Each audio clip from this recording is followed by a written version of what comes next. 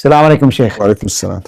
When people are sick, sometimes their sickness is temporary, sometimes it's chronic, especially among the elders or the elderly. What should they do in Ramadan, and how can they make up, or what options do they have? Bismillah, alhamdulillah, salatu wasalam, rasulillah wa ala alihi wa sahbihi wa man walahu ba'd. If a person is sick and his sickness is a temporary, all what they need, as Allah subhanahu wa ta'ala said, فَعِدَّةٌ مِّنْ أَيَّامٍ أُخَرَ. You make up these days in other days after Ramadan. Any sickness can break the fast, or they can. Sickness are different types. One, which can be a life-threatening if you fast. Two, if you fast, it will delay your healing because you need to be, for example, hydrated very well, or, because you have flu or something like that, or delay your healing, or it will increase your pain if you fast. So it will cause a permanent damage or life-threatening. It will delay your healing. It will increase your pain and suffering. All these cases, you could fast. Okay? You break your fast. Yeah. All these scenarios, you break your fast. So what if the sickness is I have very bad headache. We say if that headache reached to the level that you cannot function, you cannot really work, you cannot do anything. Like some types of migraine. Yeah, migraine, you can break your fast. But just a regular tiredness, that's part of what the siyam is basically to make, that's why a siyam break that, urge on the person, then their sexual desires to go weak because of the fasting. Right.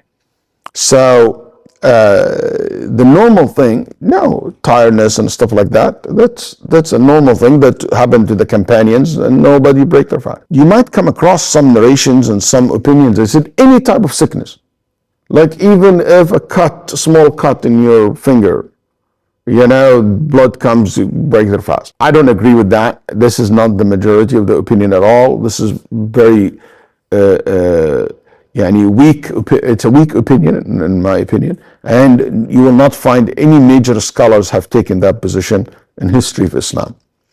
I hope that explains what is the sickness. What if I consult a doctor? Can I consult a non-Muslim doctor if fasting is safe for me or not? It is allowed for you to consult a non-Muslim doctor as long as this non-Muslim doctor understands the value of religion. But if somebody doesn't care about religion or value of religion or something like that, it is not worth, you cannot trust their opinion. Because they don't value religion, they will just say to you, don't fast. And it's much better to ask a Muslim doctor. But even some Muslim doctors are fasiq. There are some doctors are not religious at all. They don't understand how important fasting is. So you should ask someone who understands religion, who value the religion, understand the importance of Ramadan or fasting, and you ask the person. And if he tells you not safe, khalas, not safe. As for someone who is chronic, like diabetes, or someone have a blood pressure that he has to take medication, cannot take it in the night, or some some of these illness, the person must take this medication during the daytime. In this case, we say, that person, there is no cure known, it's a chronic disease. In a case like this person will feed a full meal and the main meal of the day. So the main meal, for example, and people living in America, will be dinner. Yes. In some country can be lunch, So it depends. And the full meal for a poor person per day. Or you can do the 30 meals to one person.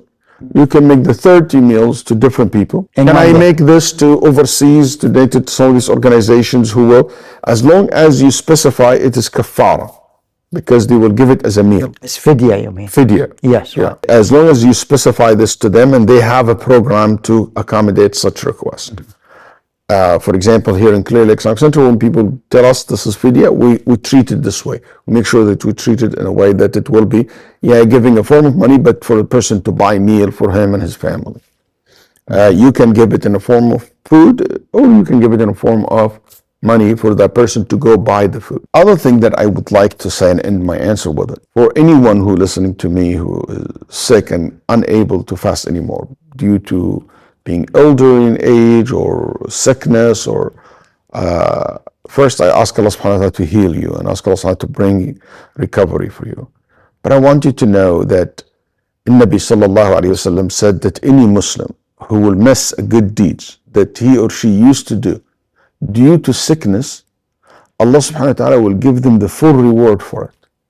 Alhamdulillah. So even if you're not anymore able to fast Ramadan, like what you used to do, you still get the full reward of Ramadan. As if it's a perfect fasting command. Yani, as if it's a perfect fasting. And that's something so beautiful. I know it is hard for you to not to fast, but I just want to assure you that Allah subhanahu wa ta'ala did not forget about you, and Allah subhanahu wa ta'ala did not abandon you. As a matter of fact, Allah subhanahu wa ta'ala still reward you for your fasting and give you the ajr of fasting. May Allah subhanahu wa ta'ala accept from all of us. Wa jazakumullahu khairan. Barakallah feek, Sheikh. Jazakumullah khair.